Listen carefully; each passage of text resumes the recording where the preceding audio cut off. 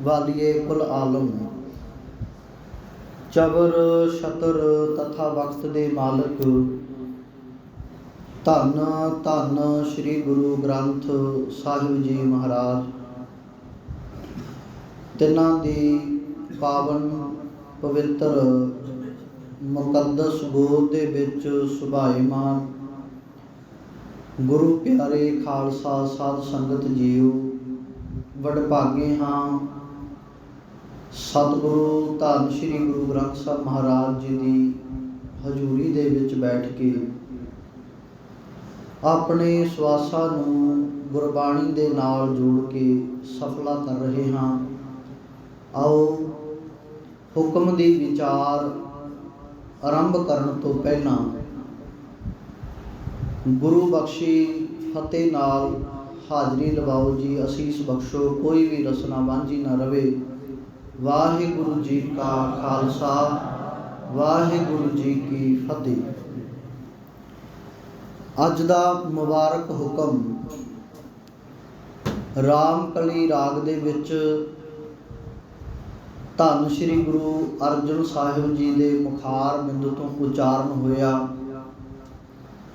रुत्ती सरलेख दे हेठ शब्दां दी चाल दे विच नाल श्लोकां दे रला के लिखिया होया दर्ज है। 927 पावन अंग उपर सतगुरु पातशाह जी इस अज पावन हुक्म दे विच मनुखता दे उत्ते बख्शिश करते हुए अकाल पुरख परमात्मा जी का ये बोल ये बचन है जिहड़ा मनुखता की झोली दे विच पा रहे ने। रामकली महला पंजवां रुत्ती श्लोक।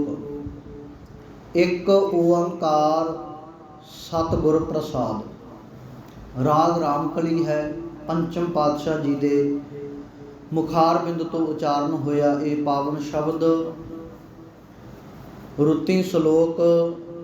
अकाल पुरख परमात्मा एक है, सर्व व्यापक है ते सतगुरु गुरु ज्ञान की कृपा के द्वारा ही ये परमात्मा प्राप्त होता है। सतगुरु कहते कर बंधन प्रभ पार ब्रह्म, बांछों साधा धूल। कहते हे अकाल पुरख परमात्मा जीओ, सबना घटां दे अंदर दी जानन वाले दाता जीओ, तैनू मैं वंदना करदा हाँ, नमस्कार करदा हाँ। बांछों भाव के मैं मंगदा हाँ, साधा धूर। जिहड़े तेरी प्यारी सत संगत दे विच बैठण वाले सतसंगी जन ने, उन्हां दे विच मैनू भी बैठण दा बल मिल जावे। तू किरपा कर दाता जी, बख्शिश कर कि तेरी संगत दे विच बैठ के मैं भी तैनू ध्या सकां, तैनू नमस्कार कर सकां, तेरी वडियाई गा सकां, तेरे गुणां नू उचार सकां। आप निवार हर हर भजों, नानक प्रभ भरपूर। कहते हे नानक, अपने विचों आपे नू मैं नू मार के, निवार का अर्थ है खत्म करके, कहते मार के दूर करके मैं उस अकाल पुरख परमात्मा जी नू अपने अंदर ध्या सकां, जप सकां। हर दा अर्थ है वो अकाल पुरख परमात्मा जो साडे विचों औगणां नूं चुरा के गुणां नूं बख्शिश करदा है। हर दा अर्थ चोर भी विद्वानां ने करया है भी हर दा अर्थ है चोर। पर एक चोर ऐसा जिहड़ा साडे विचों साडे औगण कढ लैंदा, सानू पता नहीं लगदा भी कौन लै गया, वो औगण किधर गए। ਤੇ ਉਹ ਅਕਾਲ ਪੁਰਖ ਪਰਮਾਤਮਾ ਐਡਾ ਬਖਸ਼ਿਸ਼ਾਂ ਦਾ ਮਾਲਕ ਹੈ, ਇੰਨਾ ਸਚਿਆਰਾ ਚੰਗਾ ਚੋਰ ਹੈ ਕਿ ਉਹ ਔਗਣਾਂ ਨੂੰ ਚੁਰਾ ਕੇ ਸਾਡੇ ਵਿੱਚ ਗੁਣ ਬਖਸ਼ਿਸ਼ ਕਰ ਦਿੰਦਾ। ਨਹੀਂ, ਦੁਨੀਆ 'ਤੇ ਚੋਰ ਬਹੁਤ ਤਰ੍ਹਾਂ ਦੇ ਨੇ ਵੀ ਜਿਹੜੇ ਕੋਈ ਚੀਜ਼ ਚੁਰਾ ਤਾਂ ਲੈਂਦੇ ਨੇ ਪਰ ਦਿੰਦੇ ਨਹੀਂ ਵਾਪਸ। ਕੋਈ ਚੀਜ਼ ਨੂੰ ਚੁਰਾ ਕੇ ਉਹਦੇ ਬਦਲੇ ਕੋਈ ਹੋਰ ਚੀਜ਼ ਛੱਡ ਕੇ ਨਹੀਂ ਜਾਂਦੇ ਆਪਣੇ ਕੋਲੋਂ। ਪਰ ਅਕਾਲ ਪੁਰਖ ਪਰਮਾਤਮਾ ਐਡਾ ਦਿਆਲੂ ਹੈ, ਕਿਰਪਾਲੂ ਹੈ ਕਿ ਮਨੁੱਖ ਦੇ ਅੰਦਰੋਂ ਔਗਣ ਚੁਰਾ ਲੈਂਦਾ ਹੈ, ਕਿਉਂਕਿ ਉਹਦੀ ਅਪਾਰ ਕਿਰਪਾ ਹੈ, ਬਖਸ਼ਿਸ਼ ਹੈ। ਇਤਿਹਾਸ ਦੇ ਵਿੱਚ ਇੱਕ ਜ਼ਿਕਰ ਆਉਂਦਾ, ਪਹਿਲਾ ਨਾਮ ਹੈ ਲਛਮਣ ਦਾਸ ਜਾਂ ਮਾਧੋ ਦਾਸ ਵੀ ਕਿਹਾ ਗਿਆ, ਬੈਰਾਗੀ ਵੀ ਬਣਿਆ ਬਾਅਦ ਵਿੱਚ। ਉਹਦਾ ਪਿਤਾ ਪੁਰਖੀ ਕਰਮ ਸੀ ਕਿ ਉਹ ਜੰਗਲਾਂ ਦੇ ਵਿੱਚ ਜਾਂਦੇ ਸੀ ਤੇ ਤੀਰ ਅੰਦਾਜ਼ੀ ਦੇ ਨਾਲ ਦੂਰੋਂ ਕਿਸੇ ਵੀ ਜਾਨਵਰ ਦਾ ਸ਼ਿਕਾਰ ਕਰਕੇ ਲੈ ਕੇ ਆਉਂਦੇ ਸੀ ਤੇ ਉਹ ਸ਼ਿਕਾਰ ਕਰਕੇ ਲਿਆ ਕੇ ਫਿਰ ਉਸ ਦਾ ਮਾਸ ਸੀ ਜਿਹੜਾ ਉਹ ਖਾਂਦੇ ਸੀ ਸਾਰੇ ਪਰਿਵਾਰ ਦੇ ਵਿੱਚ। ਤੇ ਉਹਦੀ ਜਿਹੜੀ ਖੱਲ ਸੀ ਉਸ ਨੂੰ ਸੁਕਾ ਕੇ ਜਾਂ ਕਿਸੇ ਹੋਰ ਕੰਮਾਂ ਕਾਰਾਂ ਦੇ ਵਿੱਚ ਆਦਿਕ ਵਰਤ ਲੈਂਦੇ ਸੀ, ਵੇਚ ਦਿੰਦੇ ਸੀ। ਇੱਕ ਦਿਨ ਘਰ ਤੋਂ ਗਿਆ ਏ ਤੇ ਦੂਰੋਂ ਨਜ਼ਰੀ ਪਿਆ ਵੀ ਕੋਈ ਜਾਨਵਰ ਹੈ, ਤੇ ਜਾਨਵਰ ਵੀ ਇੰਝ ਪ੍ਰਤੀਤ ਹੋਇਆ ਵੀ ਕੋਈ ਹਿਰਨ ਹੈ। ਤੇ ਦੂਰੋਂ ਨਿਸ਼ਾਨਾ ਬੰਨ੍ਹ ਕੇ ਉਹ ਪੱਤੀਆਂ ਦੇ ਵਿੱਚ, ਝਾੜੀਆਂ ਦੇ ਵਿੱਚ ਹਿਲਜੁਲ ਹੁੰਦੀ ਨੂੰ ਚੰਗਾ ਕੰਨਾਂ ਦੇ ਨਾਲ ਆਵਾਜ਼ ਨੂੰ ਸੁਣ ਕੇ ਤੀਰ ਦਾ ਨਿਸ਼ਾਨਾ ਹੈ ਜਿਹੜਾ ਉਹ ਬਿੰਨ ਦਿੰਦਾ ਹੈ। ਤੇ ਜਦੋਂ ਤੀਰ ਮਾਰਿਆ ਤੇ ਉਹ ਜਿਹੜਾ ਜਾਨਵਰ ਸੀ ਉਹਦੀ ਹਿਲਜੁਲ ਬੰਦ ਹੋ ਗਈ। ਤੇ ਜਦੋਂ ਨੇੜੇ ਜਾ ਕੇ ਵੇਖਿਆ, ਉਹਨੇ ਤੜਫਦੀ ਜਿਹੜੀ ਹਿਰਨੀ ਸੀ ਉਹ ਗਰਭਵਤੀ ਸੀ। ਉਹਨੇ ਉੱਥੇ ਤੜਫਦੇ ਹੋਏ ਬੱਚਿਆਂ ਨੂੰ ਆਖਰੀ ਸਾਹਾਂ ਦੇ ਨਾਲ ਜਨਮ ਦੇ ਦਿੱਤਾ। ਉਹ ਛੋਟੇ ਛੋਟੇ ਬੱਚੇ ਜਿਨ੍ਹਾਂ ਨੇ ਹਜੇ ਅੱਖਾਂ ਵੀ ਨਹੀਂ ਖੋਲ੍ਹੀਆਂ ਸੀ, ਉਹ ਵੀ ਜਨਮ ਤੋਂ ਪਹਿਲਾਂ ਹੀ ਵੱਜੇ ਹੋਏ ਤੀਰ ਦੇ ਜ਼ਖਮ ਦੇ ਕਰਕੇ ਬੱਚਿਆਂ ਨੂੰ ਜਨਮ ਦਿੱਤਾ ਗਿਆ ਹਿਰਨੀ ਵੱਲੋਂ। ਤੇ ਉਹ ਬੱਚੇ ਵੀ ਉਹਦੀਆਂ ਅੱਖਾਂ ਦੇ ਸਾਹਮਣੇ ਤੜਫ ਤੜਫ ਕੇ ਮਰ ਗਏ। ਹੁਣ ਜਾਨਵਰ ਪਹਿਲਾਂ ਵੀ ਬਹੁਤ ਮਾਰੇ ਸੀ, ਪਹਿਲਾਂ ਵੀ ਹਿਰਨ ਬਹੁਤ ਮਾਰੇ ਸੀ, ਹਿਰਨੀਆਂ ਬਹੁਤ ਮਾਰੀਆਂ ਸੀ, ਹੋਰ ਜਿੰਨੇ ਜੰਗਲੀ ਜਾਨਵਰ ਸੀ ਬਹੁਤ ਮਾਰੇ ਸੀ, ਪਰ ਕਦੇ ਵੀ ਜਿਹੜਾ ਦਿਲ ਦੇ ਵਿੱਚ ਇੰਨਾ ਗਹਿਰਾ ਅਸਰ ਨਹੀਂ ਹੋਇਆ ਸੀ ਜਿੰਨਾ ਅੱਜ ਹੋਇਆ ਹੈ। ਹੱਥੋਂ ਤੀਰ ਸੁੱਟ ਗਿਆ, ਕਮਾਨ ਸੁੱਟ ਗਿਆ, ਅੱਖਾਂ ਦੇ ਵਿੱਚੋਂ ਹੰਝੂ ਚੱਲ ਪਏ ਤੇ ਉਸ ਕੁਦਰਤ ਕਾਦਰ ਦੇ ਅੱਗੇ, ਮਾਲਕ ਦੇ ਅੱਗੇ, ਪਰਮਾਤਮਾ ਦੇ ਅੱਗੇ ਹੱਥ ਜੁੜ ਗਏ। ਤੇ ਉਸ ਜੰਗਲਾਂ ਦੇ ਵਿੱਚ ਉਹਨੂੰ ਇੰਝ ਪ੍ਰਤੀਤ ਹੋਇਆ ਵੀ ਇਹ ਐਡਾ ਵੱਡਾ ਪਾਪ ਜਿਹੜਾ ਤੂੰ ਕੀਤਾ ਏ, ਇਹਨਾਂ ਇੱਕ ਮਾਂ ਨੂੰ ਮਾਰ ਕੇ, ਉਹਦੇ ਬੱਚਿਆਂ ਨੂੰ ਮਾਰ ਕੇ, ਇਹ ਤੇਰਾ ਪਾਪ ਬਹੁਤ ਵੱਡਾ, ਤੇਰਾ ਇਹ ਗੁਨਾਹ ਕਦੇ ਵੀ ਕਬੂਲਿਆ ਨਹੀਂ ਜਾਵੇਗਾ, ਤੇਰਾ ਇਹ ਗੁਨਾਹ ਕਦੇ ਵੀ ਮਾਫ ਨਹੀਂ ਹੋਵੇਗਾ, ਇਸ ਗੁਨਾਹ ਦੀ ਤੈਨੂੰ ਮਾਫੀ ਕਦੇ ਨਹੀਂ ਮਿਲਣੀ। ਹੁਣ ਘਰ ਵੀ ਛੱਡ ਦਿੱਤਾ, ਜੰਗਲ ਵੀ ਛੱਡ ਦਿੱਤਾ, ਆਪਣਾ ਇਲਾਕਾ ਵੀ ਛੱਡ ਦਿੱਤਾ, ਹੋਰਾਂ ਇਲਾਕਿਆਂ ਵਿੱਚ ਚਲਿਆ ਗਿਆ। ਪਹੁੰਚਦਾ ਇੱਕ ਜੋਗੀ ਕੋਲੇ ਪਹੁੰਚਿਆ, ਉਸ ਦੀ ਸ਼ਰਨ ਵਿੱਚ ਕਾਫੀ ਸਮਾਂ ਰਿਹਾ। ਉਹਨੂੰ ਦੱਸਿਆ ਵੀ ਇੱਦਾਂ ਕਰਕੇ ਮੇਰੇ ਨਾਲ ਆਹ ਹੋਇਆ।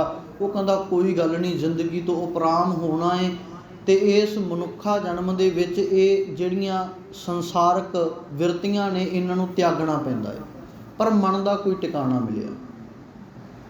ਅੱਗੇ ਹੋਰ ਕੋਲੇ ਚਲਿਆ ਗਿਆ, ਉਹਦੇ ਕੋਲ ਵੀ ਜਾ ਕੇ ਟਿਕਾਣਾ ਮਿਲਿਆ। ਤੀਸਰੇ ਕੋਲ ਚਲਿਆ ਗਿਆ, ਤੀਸਰੇ ਕੋਲ ਜਾ ਕੇ ਵੀ ਮਨ ਦਾ ਟਿਕਾਣ ਹੀ ਮਿਲਿਆ। ਹਾਂ, ਕੁਝ ਭਗਤੀ ਕਰਕੇ, ਬੰਦਗੀ ਕਰਕੇ ਇਹ ਸੀ ਵੀ ਆਪਣੇ ਆਪ ਨੂੰ ਬਹੁਤ ਵੱਡਾ ਸਾਧੂ ਸਮਝਣ ਲੱਗ ਪਿਆ, ਸਾਧੂ ਮੰਨਣ ਲੱਗ ਪਿਆ ਵੀ ਮੇਰੇ ਵਰਗਾ ਕੋਈ ਵੱਡਾ ਸਾਧੂ ਨਹੀਂ, ਕੋਈ ਗੁਣੀ ਗਿਆਨੀ ਨਹੀਂ, ਕੋਈ ਗੈਵੀ ਤਾਕਤਾਂ ਦਾ ਮਾਲਕ ਨਹੀਂ ਹੈ। ਇਤਿਹਾਸ ਲਿਖਦਾ ਹੈ, ਕਹਿੰਦੇ ਉਹਦਾ ਹੰਕਾਰ ਇਸ ਕਦ ਤੱਕ ਚੱਲਿਆ ਗਿਆ ਸੀ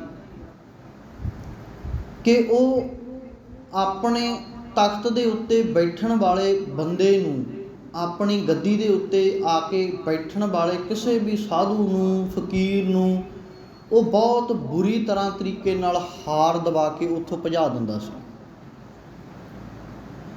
ਪਰ ਗੁਰੂ ਕਲਗੀਧਰ ਪਾਤਸ਼ਾਹ ਜੀ ਜਦੋਂ ਨੰਦੇੜ ਸਾਹਿਬ ਦੀ ਧਰਤੀ ਵੱਲ ਜਾਂਦੇ ਨੇ ਤੇ ਜਾਂਦੇ ਹੋਏ ਉਸ ਮਾਧੋਦਾਸ ਵੈਰਾਗੀ ਦੇ ਜਿਹੜਾ ਡੇਰਾ ਬਣਿਆ ਹੋਇਆ ਇੱਕ ਬਾਹਰ ਨਦੀ ਦੇ ਕਿਨਾਰੇ ਉੱਤੇ ਜੰਗਲਾਂ ਦੇ ਵਿੱਚ ਇੱਕ ਕੁੱਲੀ ਬਣੀ ਹੋਈ ਹੈ, ਆਸ਼ਰਮ ਬਣਿਆ ਹੋਇਆ ਏ, ਉਹਦੇ ਚੇਲੇ ਵੀ ਰਹਿੰਦੇ ਨੇ ਉੱਥੇ, ਆਪ ਵੀ ਰਹਿੰਦਾ ਏ, ਤੇ ਉਹਦੇ ਕੋਲ ਉੱਥੇ ਚਲੇ ਜਾਂਦੇ ਨੇ, ਨਾਲ ਸਿੰਘ ਨੇ, ਤੇ ਉਹ ਉੱਥੇ ਜਾ ਕੇ ਉਹਦੇ ਆਸ਼ਰਮ ਦੇ ਵਿੱਚ ਲੋਕ ਬਹੁਤ ਵਰਜਦੇ ਨੇ ਵੀ ਇੱਧਰ ਨੂੰ ਨਾ ਜਾਓ।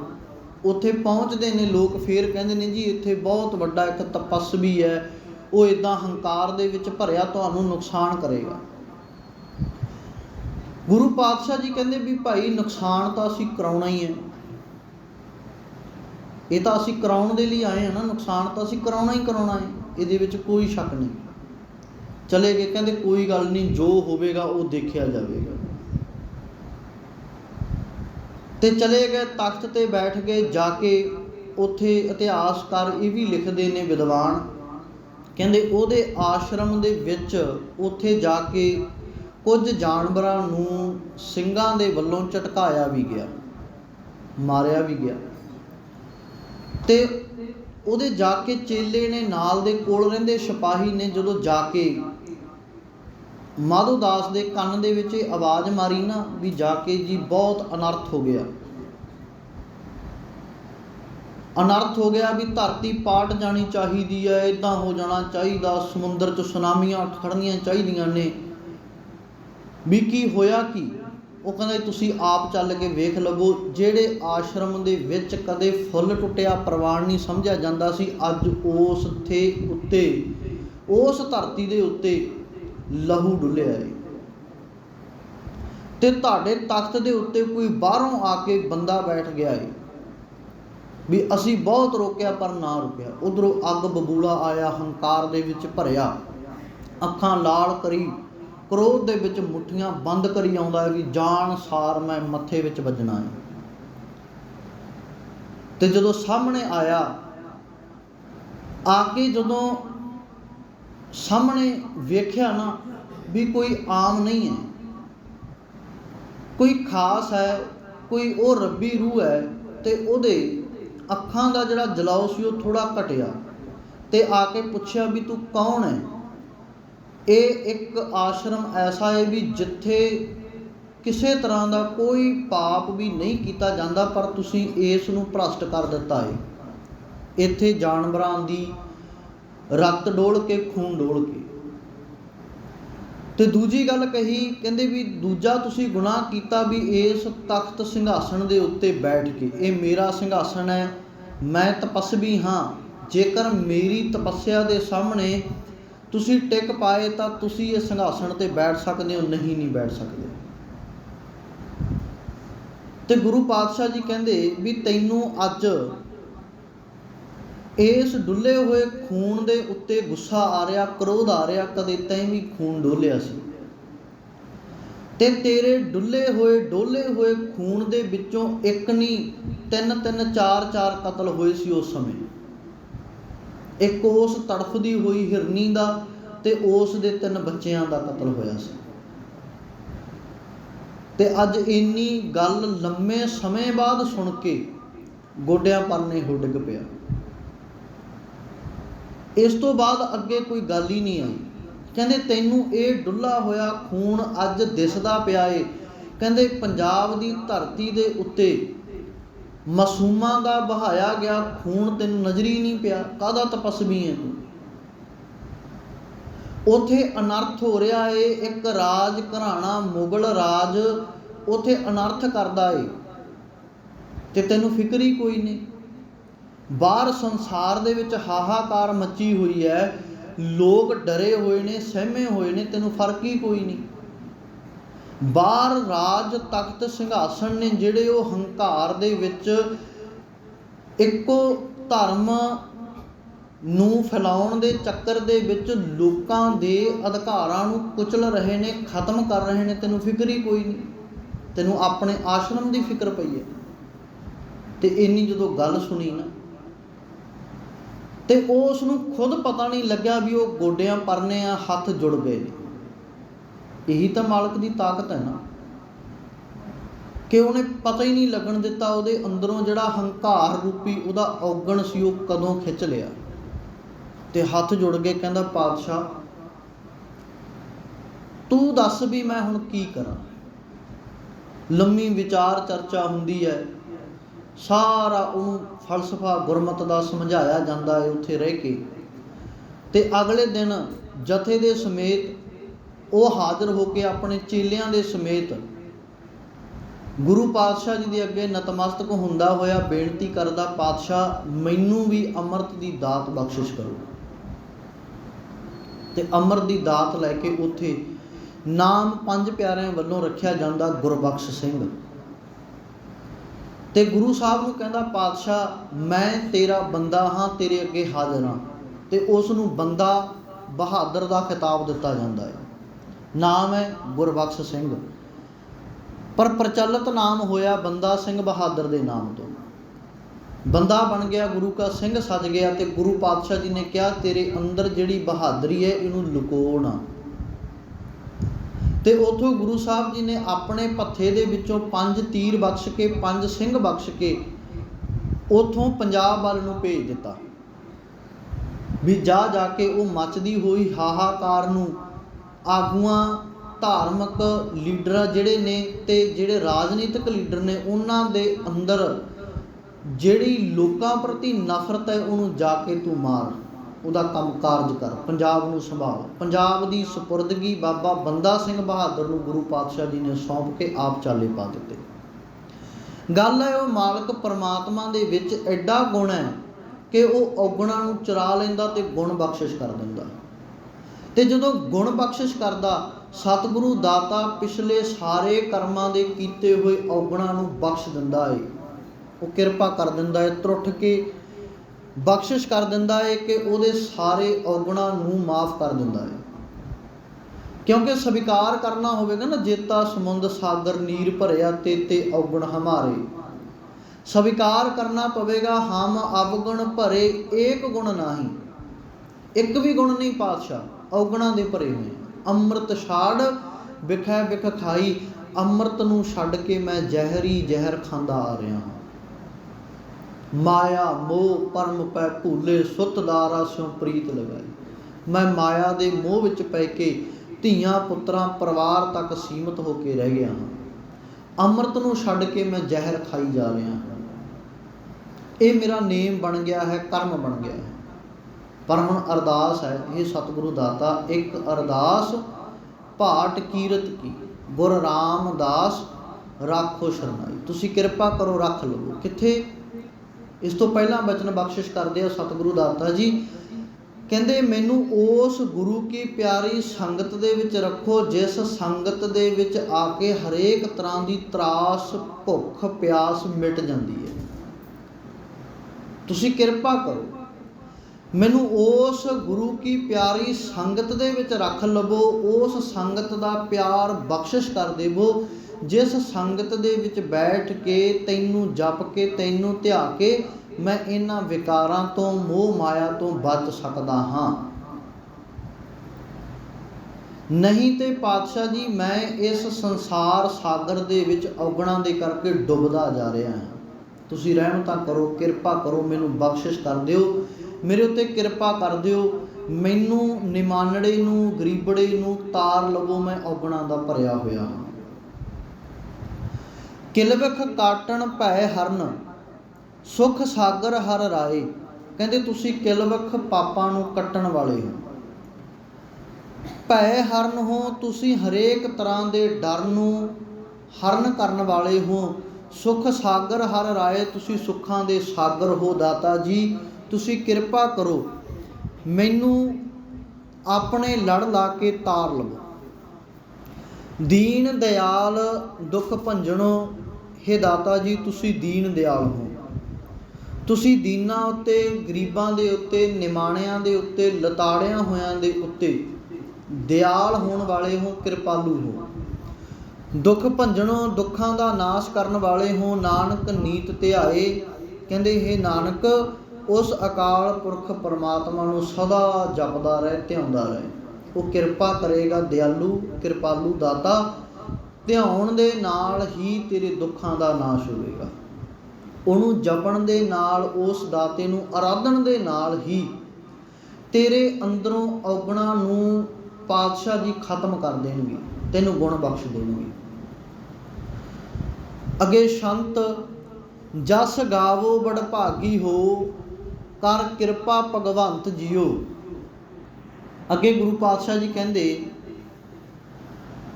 ਹੇ ਵੱਡੇ ਭਾਗਾਂ ਵਾਲਿਓ, ਹੇ ਸਤਸੰਗੀ ਜਨੋ, ਕੀ ਕਰੋ ਤੁਸੀਂ? ਉਸ ਅਕਾਲ ਪੁਰਖ ਪਰਮਾਤਮਾ ਜੀ ਦਾ ਜਸ ਗਾਵੋ, ਤੇ ਜਸ ਗਾਉਂਦੇ ਗਾਉਂਦੇ ਉਸ ਮਾਲਕ ਪਰਮਾਤਮਾ ਜੀ ਦੇ ਵਿੱਚ ਇੱਕਮਿਕ ਹੋ ਕੇ ਜੁੜ ਜਾਓ, ਤੇ ਪਰਮਾਤਮਾ ਤੁਹਾਡੇ ਉੱਤੇ ਤਰਸ ਕਰੇਗਾ, ਮਿਹਰ ਕਰੇਗਾ। ਕਰ ਕਿਰਪਾ ਭਗਵੰਤ ਜੀ, ਕਿਉਂਕਿ ਗੁਣ ਗਾਵਤ ਤੇਰੀ ਉਤਰਸ ਮੈਲ, ਗੁਣ ਗਾਉਂਦਿਆਂ ਹੀ ਤੇਰੇ ਮਨ ਦੇ ਵਿੱਚੋਂ ਮੈਲ ਦੂਰ ਹੋਣੀ ਹੈ। ਭਰੀਐ ਮਤ ਪਾਪਾਂ ਕੈ ਸੰਗ, ਉਹ ਧੋਪੈ ਨਾਮੈ ਕੈ ਰੰਗ। ਜੇਕਰ ਨਾਮ ਜਪਦੇ ਰਵਾਂਗੇ, ਗਾਉਂਦੇ ਰਵਾਂਗੇ, ਧਿਆਉਂਦੇ ਰਵਾਂਗੇ, ਵਡਿਆਈ ਕਰਦੇ ਰਵਾਂਗੇ, ਪਰਮਾਤਮਾ ਦੀ ਸਿਫਤ ਸਲਾਹ ਦੇ ਵਿੱਚ ਜੁੜੇ ਰਹਾਂਗੇ ਅੱਠੇ ਪੈਰ, ਤਾਂ ਕਹਿੰਦੇ ਉਸ ਨੂੰ ਜਪਦੇ ਜਪਦੇ ਜਪਦੇ ਜਿਹੜੀ ਮੈਲ ਹੈ ਨਾ ਦੂਰ ਹੁੰਦੀ ਜਾਵੇਗੀ। ਮੈਲਾ ਕੱਪੜਾ ਹੁੰਦਾ ਹੈ ਨਾ, ਜਿਵੇਂ ਜਿਵੇਂ ਉਹਦੇ ਉੱਤੇ ਸਾਬਣ ਘੱਸਦੀ ਜਾਂਦੀ ਹੈ, ਬੁਰਸ਼ ਘੱਸਦਾ ਜਾਂਦਾ, ਉਹਨੂੰ ਕੱਪੜੇ ਨੂੰ ਮਸਲਿਆ ਜਾਂਦਾ ਹੈ, ਉਸੇ ਤਰੀਕੇ ਨਾਲ ਹੀ ਕਹਿੰਦੇ ਇਹ ਮਨ ਦੇ ਵਿੱਚੋਂ ਮੈਲ ਲੈ ਜਾਂਦੀ ਹੈ। ਸਤਿਗੁਰੂ ਕਹਿੰਦੇ ਉਹ ਅਕਾਲ ਪੁਰਖ ਪਰਮਾਤਮਾ ਜਿਹੜਾ ਹੈ ਨਾ, ਉਹ ਬਖਸ਼ਿਸ਼ ਕਰਦਾ ਹੈ ਸੰਗਤ ਰੂਪੀ ਤੀਰਥ। ਇਸ ਗੁਰੂ ਕੀ ਪਿਆਰੀ ਸੰਗਤ ਰੂਪੀ ਤੀਰਥ ਦੇ ਉੱਤੇ ਬੈਠ ਕੇ ਕੀ ਕਰਨਾ ਹੈ? ਕਹਿੰਦੇ ਆਪਣੇ ਮਨ ਨੂੰ ਮਲ ਮਲ ਕੇ ਧੋਣਾ ਹੈ, ਮਨ ਨੂੰ ਮਲ ਮਲ ਕੇ ਧੋ ਲੈਣਾ ਹੈ, ਚੰਗੀ ਤਰ੍ਹਾਂ ਸਵਾਰ ਲੈਣਾ ਹੈ। ਜਦੋਂ ਤੂੰ ਚੰਗੀ ਤਰ੍ਹਾਂ ਮਨ ਨੂੰ ਧੋਂਦਾ ਜਾਵੇਂਗਾ, ਇਹਦੇ ਵਿੱਚੋਂ ਮੈਲ ਜਿਹੜੀ ਆ ਦੂਰ ਹੁੰਦੀ ਜਾਵੇਗੀ, ਇਹਦੇ ਵਿੱਚੋਂ ਮੈਲ ਕੱਟਦੀ ਜਾਵੇਗੀ, ਇਹਦੇ ਵਿੱਚੋਂ ਪਾਪ ਔਗਣ ਦੁੱਖ ਕਲੇਸ਼ ਜਿਹੜੇ ਸੰਸੇ ਦੁੱਖ ਨੇਗੇ, ਫਿਕਰ ਨੇ, ਤੌਖਲੇ ਨੇ, ਉਹ ਸਾਰੇ ਮਿਟਦੇ ਜਾਣਗੇ। ਪਰ ਕਦੋਂ? ਜਦੋਂ ਅਸੀਂ ਜਪਦੇ ਜਾਵਾਂਗੇ, ਜਦੋਂ ਅਸੀਂ ਜਪਦੇ ਜਾਵਾਂਗੇ। ਸਤਿਗੁਰੂ ਕਹਿੰਦੇ ਨਾ ਪਾਵਨ ਬਾਣੀ ਜਪਜੀ ਸਾਹਿਬ ਦੇ ਵਿੱਚ, ਅੰਤਰਗਤ ਤੀਰਥ ਮਲ ਨਾਓ। ਕਹਿੰਦੇ ਇਸ ਅੰਦਰਲੇ ਹਿਰਦੇ ਦੇ ਵਿੱਚ ਤੀਰਥ ਬਣਾ ਲੈ ਪਰਮਾਤਮਾ ਦੇ ਨਾਮ ਦਾ, ਤੇ ਉਸ ਨਾਮ ਰੂਪੀ ਤੀਰਥ ਦੇ ਵਿੱਚ ਮਨ ਨੂੰ ਮਲ ਮਲ ਕੇ ਧੋਈ ਜਾ ਨਿਤਾਂ ਪ੍ਰਤੀ। ਕੱਪੜਾ ਪਾਣੀ ਵਿੱਚ ਸੁੱਟ ਕੇ ਧੋਣੇ ਹੁੰਦੇ ਆ ਨਾ, ਚੰਗੀ ਤਰ੍ਹਾਂ ਮਲ ਮਲ ਕੇ। ਕਹਿੰਦੇ ਇਸ ਤਰੀਕੇ ਨਾਲ ਆਪਣੇ ਮਨ ਨੂੰ ਵੀ ਗੁਰੂ ਕੇ ਸ਼ਬਦ ਨਾਲ ਜੋੜ ਕੇ, ਸਿਮਰਨ ਨਾਲ ਜੋੜ ਕੇ, ਇਸ ਨੂੰ ਮਲ ਮਲ ਕੇ ਨਿਤਾਂ ਪ੍ਰਤੀ ਧੋਂਦਾ ਰਹੇ। ਇਹਦੇ ਵਿੱਚੋਂ ਮੈਲ ਇੱਕ ਦਿਨ ਦੂਰ ਹੋ ਜਾਵੇਗੀ, ਚਲੀ ਜਾਵੇਗੀ। ਰੁੱਤੀ ਮਹਾ ਮੂਰਤ ਘੜੀ, ਗੁਣ ਉਚਰਤ ਸੋਭਾ ਬੰਦ ਜੀਓ। ਕੋਈ ਸਮਾਂ ਨਿਸ਼ਚਿਤ ਨਹੀਂ ਹੈ ਵੀ ਆਹ ਸਮੇਂ ਤੁਸੀਂ ਕਰਨਾ ਹੈ, ਆਹ ਸਮੇਂ ਨਹੀਂ ਕਰਨਾ। ਕਈ ਇਹ ਵੀ ਵਹਿਮ ਕਰ ਜਾਂਦੇ ਆ ਵੀ ਨਹੀਂ ਜੀ, ਵੀ ਹੁਣ ਤਾਂ ਸਮਾਂ ਲੰਘ ਗਿਆ, ਵੀ ਹੁਣ ਨਹੀਂ ਅਸੀਂ ਪਾਠ ਕਰਨਾ। ਨਹੀਂ, ਗੁਰੂ ਪਾਤਸ਼ਾਹ ਜੀ ਕਹਿੰਦੇ ਕੋਈ ਸਮਾਂ ਵੀ ਨਿਸ਼ਚਿਤ ਨਹੀਂ ਹੈ ਵੀ ਤੁਸੀਂ ਕਿਹੜੇ ਸਮੇਂ ਵਿੱਚ ਪਾਠ ਕਰਨਾ। ਹਾਂ, ਦੂਜਾ ਪੱਖ ਇਹ ਵੀ ਹੈ ਕਿ ਸਾਡੇ ਜਿਹੜਾ ਸੰਵਿਧਾਨ ਹੈ, ਖਾਲਸਾ ਪੰਥ ਦਾ ਸੰਵਿਧਾਨ ਹੈ, ਰਹਿਤ ਮਰਿਆਦਾ ਹੈ, ਉਹਦੇ ਵਿੱਚ ਇਹ ਗੱਲ ਲਿਖੀ ਹੋਈ ਹੈ। ਇੱਕ ਸਾਨੂੰ ਨਿਯਮ ਦਿੱਤਾ ਗਿਆ ਵੀ ਸਵੇਰੇ ਜਿਹੜਾ ਨਿਤਨੇਮ ਹਰ ਸਿੱਖ ਨੇ ਕਰਨਾ ਹੈ, ਤੇ ਸ਼ਾਮ ਨੂੰ ਕਰਨਾ ਹੈ, ਤੇ ਰਾਤ ਨੂੰ ਸੌਣ ਲੱਗੇ ਕਰਨਾ ਹੈ। ਸਵੇਰ ਦੀਆਂ ਬਾਣੀਆਂ ਦੇ ਵਿੱਚ ਜਪਜੀ ਸਾਹਿਬ, ਜਾਪ ਸਾਹਿਬ, ਸਵਈਏ, ਚੌਪਈ, ਹਮਰੀ ਕਰੋ ਹਾਥ ਦੇ ਰੱਛਾ ਵਾਲੀ, ਤੇ ਅੱਗੇ ਆਨੰਦ ਸਾਹਿਬ ਦੀ ਬਾਣੀ। ਇਹ ਪੰਜਾਂ ਬਾਣੀਆਂ ਦਾ ਨਿਤਨੇਮ ਅੰਮ੍ਰਿਤ ਵੇਲੇ ਕਰਨਾ। ਇਹ ਪੰਜਾਂ ਬਾਣੀਆਂ ਦੇ ਨਾਲ ਨਾਲ ਜੇ ਕਿਸੇ ਕੋਲੇ ਵੱਧ ਸਮਾਂ ਤਾਂ ਨਿਤਾਂ ਪ੍ਰਤੀ ਆਸਾ ਦੀ ਵਾਰ ਦਾ ਨਿਤਨੇਮ ਵੀ ਕਰਨਾ ਹੈ। ਕੀਰਤਨ ਰੂਪ ਦੇ ਵਿੱਚ ਸੁਣ ਲਓ, ਕੀਰਤਨ ਕਰਨਾ ਆਉਂਦਾ ਕੀਰਤਨ ਰੂਪ ਦੇ ਵਿੱਚ ਕਰ ਲਓ, ਨਹੀਂ ਤੇ ਆਪਣੇ ਜੀਵਨ ਦੇ ਵਿੱਚ ਆਸਾ ਦੀ ਵਾਰ ਦਾ ਕੀਰਤਨ ਕਰਨਾ ਹੀ ਕਰਨਾ। ਇਹ ਵੀ ਨਾਲ ਹੈ ਜਿਹਦੇ ਕੋਲੇ ਸਮਾਂ, ਨਹੀਂ ਤਾਂ ਉਸ ਤੋਂ ਘੱਟ ਹੈ ਜਿਹੜਾ ਵੀ ਇਹ ਪੰਜਾਂ ਬਾਣੀਆਂ ਦਾ ਨਿਤਨੇਮ ਹਰੇਕ ਸਿੱਖ ਨੇ ਕਰਨਾ ਹੈ। ਤੇ ਸ਼ਾਮ ਨੂੰ ਸੂਰਜ ਡੁੱਬਣ ਦੇ ਉੱਤੇ ਸੋਧਰ ਬਾਣੀ ਦਾ, ਰਹਿਰਾਸ ਸਾਹਿਬ ਜੀ ਦੇ ਸੋਧਰ ਦੇ ਸਿਰਲੇਖ ਹੇਠ ਤੇ ਸੋ ਪੁਰਖ ਦੇ ਸਿਰਲੇਖ ਹੇਠ ਦਰਜ 9 ਸ਼ਬਦ ਨੇ। ਨਾਲ ਚੌਪਈ ਸਾਹਿਬ ਹੈ, ਫਿਰ ਮੁੰਦਾਵਣੀ ਆਨੰਦ ਸਾਹਿਬ ਦੀਆਂ 6 ਪੌੜੀਆਂ, ਮੁੰਦਾਵਣੀ ਹੈ ਤੇ ਸਲੋਕ ਹੈ, ਉਹਨੂੰ ਵੀ ਪੜ੍ਹਨਾ ਹੈ। ਤੇ ਉਸ ਤੋਂ ਬਾਅਦ ਸੋਹਿਲਾ ਸਾਹਿਬ ਦੇ ਸ਼ਬਦ ਨੇ, ਉਹਨਾਂ ਦਾ ਸੌਣ ਵੇਲੇ ਉਚਾਰਨ ਕਰਨਾ ਹੈ, ਜਾਪ ਕਰਨਾ। ਸੋਧਰ ਆਰਤੀ ਗਾਵੀ ਹੈ, ਅੰਮ੍ਰਿਤ ਵੇਲੇ ਜਾਪ ਉਚਾਰਾ। ਭਾਈ ਗੁਰਦਾਸ ਜੀ ਵਰਣਨ ਕਰਦੇ ਨੇ ਗੁਰੂ ਨਾਨਕ ਪਾਤਸ਼ਾਹ ਜੀ ਦੇ ਸਮੇਂ ਦੇ ਮੁਤਾਬਕ।